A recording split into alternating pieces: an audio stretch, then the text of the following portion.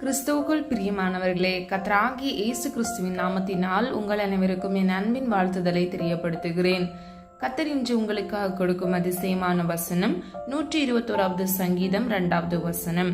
வானத்தையும் பூமியையும் உண்டாக்கின கர்த்தரிடத்திலிருந்து எனக்கு ஒத்தாசை வரும். ஹல்லேலூயா.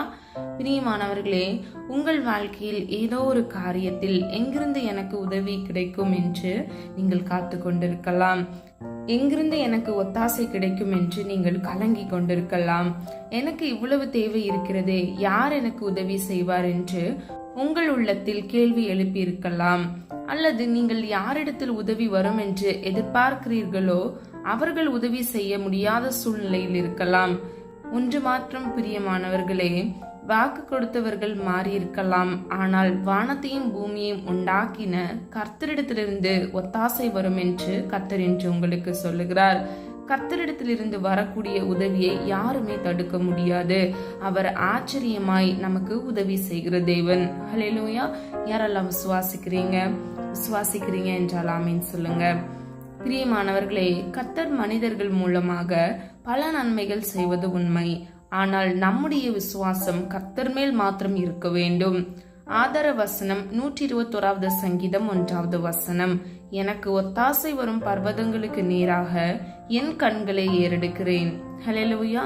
பிரியமானவர்களே, இந்த வசனத்தின்படி கர்த்தர் நமக்கு ஒத்தாசை அனுப்புகிறவர். அவர்தான் நமக்கு எல்லாவற்றையும் செய்கிறவர். அவர் மேல் நம் கண்கள் இருக்க வேண்டும். ஆனால் அநேக நேரங்களில் கர்த்தர் மேல் வைக்கப்படுகிற நம்முடைய கண்கள் நமக்கே தெரியாமல் மனிதர் பக்கமாக திரும்பி விடுகிறது, சூழ்நிலை பக்கமாக திரும்பி விடுகிறது. வேதத்தில் எலியா கெரித் ஆற்றண்டையில் தங்கியிருந்த போது தேவன் காகங்களை கொண்டு எலியாவை போஷித்தார். காகங்கள் காலையும் மாலையும் அவருக்கு தவறாமல் அப்பமும் இறைச்சியும் கொண்டு வந்து கொடுத்தன. துவக்கத்தில் காகங்களை கொண்டு தன்னை ஆச்சரியமாய் போஷிக்கும் ஆண்டவர் மீது அவருக்கு அளவற்ற நம்பிக்கையும் விசுவாசமும் இருந்திருக்கும். ஆனால் பிரியமானவர்களே, நாட்கள் செல்ல செல்ல இது வழக்கமானவுடன் காலையும் மாலையும் இந்த நேரத்தில் நிச்சயம் காகம் உணவு கொண்டு வரும் என்று காகத்தையே எதிர்பார்த்து எலியா காத்து கொண்டிருந்திருப்பார். கர்த்தர் கொடுப்பார் என்று கர்த்தரை பார்க்க வேண்டிய எலியா அவர் காகங்களை பார்த்து கொண்ட நிமித்தமாகவே அவர் அந்த இடத்தை விட்டு அவரை அப்புறப்படுத்தினார். எலியாவை சாரிபாத்துக்கு போக சொல்கிறார். அங்கே ஒரு விதவையை கொண்டு போஷிப்பதாகவும் வாக்கு கொடுக்கிறார். பிரியமானவர்களே, தேவன் நமக்கு உதவி செய்ய யாரை வேண்டுமானாலும் பயன்படுத்துவார். காகம் இல்லாவிட்டால் விதவையை பயன்படுத்த அவரால் முடியும். ஆனால் நம்முடைய கண்கள் கர்த்தர் மேல் மாத்திரமே இருக்க வேண்டும். ஹல்லேலூயா. பிரியமானவர்களே, நமக்கு உதவி கிடைக்க வேண்டும் என்றால், கர்த்தரிடத்திலிருந்து ஒத்தாசை கிடைக்க வேண்டும் என்றால் நாம் முதலாவது பரிசுத்தமாக இருக்க வேண்டும். நம்முடைய அழைப்பு பரிசுத்த அழைப்பு. ஆதார வசனம் 1 தெசலோனிக்கேயர் 4வது அதிகாரம் 7வது வசனம். தேவன் நம்மை அசுத்தத்திற்கு அல்ல பரிசுத்தத்திற்கே அழைத்திருக்கிறார். ஹல்லேலூயா. பிரியமானவர்களே, ஒரு மனிதன் பரிசுத்தமாக இருக்கும் பொழுதே அவன் விண்ணப்பம் பண்ணுகிற ஜெபத்தை கர்த்தர் கேட்கிறவராய் இருக்கிறார். ஒருவன் நீதிமானாய் இருக்கும் பொழுது அவனுடைய சிரசின் மேல் ஆசீர்வாதம் தங்கும் என்று வேதம் சொல்லுகிறது. இருதயத்தில் பரிசுத்தமாக நாம் இருக்க வேண்டும். ஆதார வசனம் 1 கொரிந்தியர் 6வது அதிகாரம் 11வது வசனம். கர்த்தராகிய இயேசுவின் நாமத்தினாலும் நமது தேவனுடைய ஆவியினாலும் கழுவப்பட்டீர்கள், பரிசுத்தமாக்கப்பட்டீர்கள், நீதிமான்களாக்கப்பட்டீர்கள். ஹல்லேலூயா. பிரியமானவர்களே, இந்த வசனத்தின்படி 2 காரியங்கள் நிமித்தமாக நாம் கழுவப்படுகிறோம், பரிசுத்தமாக்கப்படுகிறோம், நீதிமானாக ஆக்கப்படுகிறோம். முதலாவது கர்த்தராகிய இயேசு கிறிஸ்துவின் நாமத்தினால், இரண்டாவது நமது தேவனுடைய ஆவியினால், அதாவது பரிசுத்த ஆவியானவர் நிமித்தமாக நம்முடைய பாவங்களை அவர் கழுவி சுத்திகரிக்கிறவராய் இருக்கிறார். இரண்டாவது நாம் நீதிமானாக மாற்றப்படுகிறோம். ஹல்லேலூயா. அப்போ நம்முடைய வாழ்க்கையில நம்முடைய ஜெபம் கேட்கப்பட வேண்டும் என்றால் இயேசு கிறிஸ்துவின் நாமத்தை பயன்படுத்தி நாம் முதலாவது நம்முடைய இருதயத்தை பரிசுத்தமாக்கப்பட வேண்டும். இரண்டாவது நாம் நீதிமானாக மாற்றப்படுகிறது கூட பரிசுத்த ஆவியானவரின் உதவியால் மாத்திரமே. 1 பேதுரு 3வது அதிகாரம் 15வது வசனத்தின்படி, கர்த்தராகிய தேவனை உங்கள் இருதயங்களில் பரிசுத்தம் பண்ணுங்கள், உங்களில் இருக்கிற நம்பிக்கையை குறித்து உங்களிடத்தில் விசாரித்து கேட்கிற யாவருக்கும் சாந்தத்தோடும் வணக்கத்தோடும் உத்தரவு சொல்ல எப்பொழுதும் ஆயத்தமாயிருங்கள். ஹல்லேலூயா. பிரியமானவர்களே, கர்த்தராகிய தேவனை உங்கள் இருதயங்களில் பரிசுத்தம் பண்ணுங்கள் என்று இந்த வசனத்தின் மூலம் நம்ம அறிந்து கொள்கிறோம்.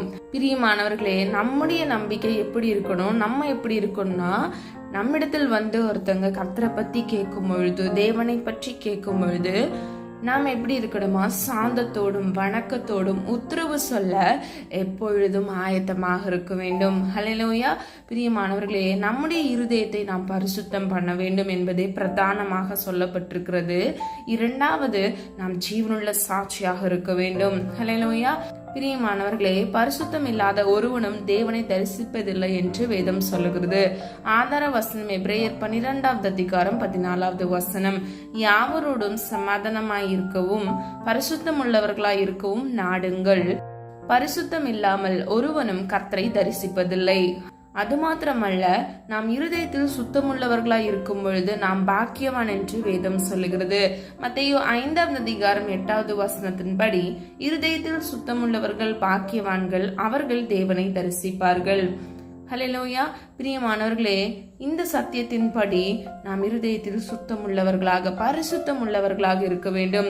ஒத்தாசை வரும் பர்வதத்துக்கு நேராக நம்முடைய கண்களை ஏறெடுத்து நம்முடைய விண்ணப்பங்களை தெரியப்படுத்தும் பொழுது நாம் முதலாவது நம்முடைய இருதயத்தை கரைப்படுத்தாதவாறு நாம் பாதுகாக்கிறவராய் இருக்க வேண்டும். கர்த்தருடைய வார்த்தை பொய் சொல்லாது, வசனம் பொய் சொல்லாது. பிரியமானவர்களே, நாம் முதலாவது பரிசுத்தத்தை காத்து கொண்டு நம்முடைய விண்ணப்பத்தை கர்த்தருக்கு நேராக ஏறெடுக்கும் பொழுது, எப்படி எலியாவை கர்த்தர் போஷித்தாரோ, காகத்தை கொண்டு விதவையை கொண்டு போஷித்தாரோ, இன்னைக்கு உங்களுடைய வாழ்க்கையில இருக்கக்கூடிய பிரச்சனைகளையும் சூழ்நிலைகளையும் மாற்ற வல்லவர் கர்த்தராகிய இயேசு கிறிஸ்து ஒருவரே. ஹல்லேலூயா. அவர் நிச்சயமாக பிற மனிதர்களை கொண்டு அல்லது ஒரு காகத்தை கொண்டு கூட உங்களை போஷிக்க வல்லமையுள்ள தேவனாக இருக்கிறார். யாரெல்லாம் விசுவாசிக்கிறீங்க? பிரியமானவர்களே, கர்த்தர் இன்று உங்களுக்கு பிரத்யட்சமாக இதை சொல்லுகிறார். வானத்தையும் பூமியும் உண்டாக்கின கர்த்தரிடத்திலிருந்து உங்களுக்கு ஒத்தாசை வரும். ஹல்லேலூயா. பிரியமானவர்களே, சத்தியத்தினால் நீங்கள் பரிசுத்தமாக வேண்டும். ஆதார வசனம் யோவான் 17வது அதிகாரம் 17வது வசனம், உம்முடைய சத்தியத்தினாலே அவர்களை பரிசுத்தமாக்கும், உம்முடைய வசனமே சத்தியம். ஹல்லேலூயா. பிரியமானவர்களே, இது கர்த்தராகிய இயேசு கிறிஸ்து பிதாவை நோக்கி விண்ணப்பம் பண்ணுகிறத நம்ம அறிந்து கொள்ளலாம். உம்முடைய சத்தியம் என்றால் என்ன? கர்த்தருடைய வசனமே சத்தியமாக இருக்கிறது. அப்போ நம்ம வசனத்தை தியானிக்கவே அது நம்மை சுத்திகரிக்கிறதா இருக்கிறது, பேதைகளை ஞானியாக்கும். ஹல்லேலூயா. அப்ப இன்னைக்கு பிரியமானவர்களே, நீங்க யாராவது வேதம் படிக்காம நீங்க இருக்கிறீங்க அப்படின்னா, நீங்க முதலாவது வேதத்தை தியானிக்க நீங்கள் முதலாவது முயற்சி செய்ய வேண்டும். கூடுமான வரைக்கும் நீங்கள் முயற்சி செய்யும் பொழுது கர்த்தர் உங்கள் இருதயத்தை சுத்திகரிக்கிறவராய் இருக்கிறார். அது நிமித்தமாக உங்களுடைய ஜெபங்கள், விண்ணப்பங்கள் கர்த்தருடைய சமூகத்தில் எளிதில் போய் சேருகிறதா இருக்கிறது. நிச்சயமாக கர்த்தருடைய சமூகத்திலிருந்து ஒத்தாசை வரும் பர்வதத்திலிருந்து உங்களுக்கு உதவிகளை கட்டளையிடுவார். ஹல்லேலூயா. பிரியமானவர்களே, சொல்லப்பட்ட ஒவ்வொரு காரியங்களை நீங்க ஆராய்ந்து பாருங்க. கர்த்தரால் செய்ய முடியாத காரியம் என்று இந்த உலகத்தில் ஒன்றுமே இல்லை. பல சூழ்நிலைகள்ல, பல வெவ்வேறு காரியங்கள்ல நீங்க தேவைகளோடு இருக்கலாம்.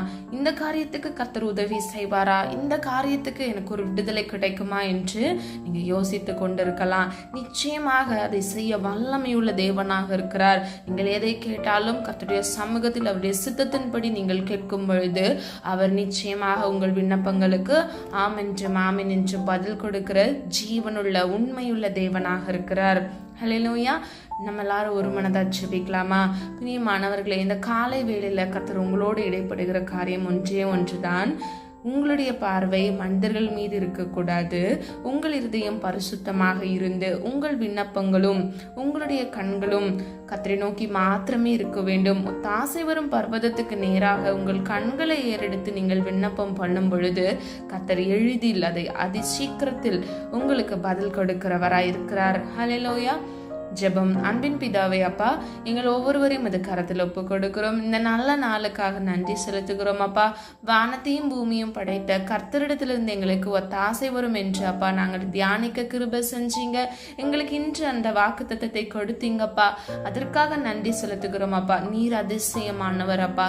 உம்மால் செய்ய ஆகாத காரியம் இந்த உலகத்தில் ஒன்றுமே கிடையாது அப்பா. தேவனால் எல்லாம் ஆகும் என்று வேதம் சொல்லுகிறது. நாங்கள் விசுவாசிக்கிறோம் அப்பா.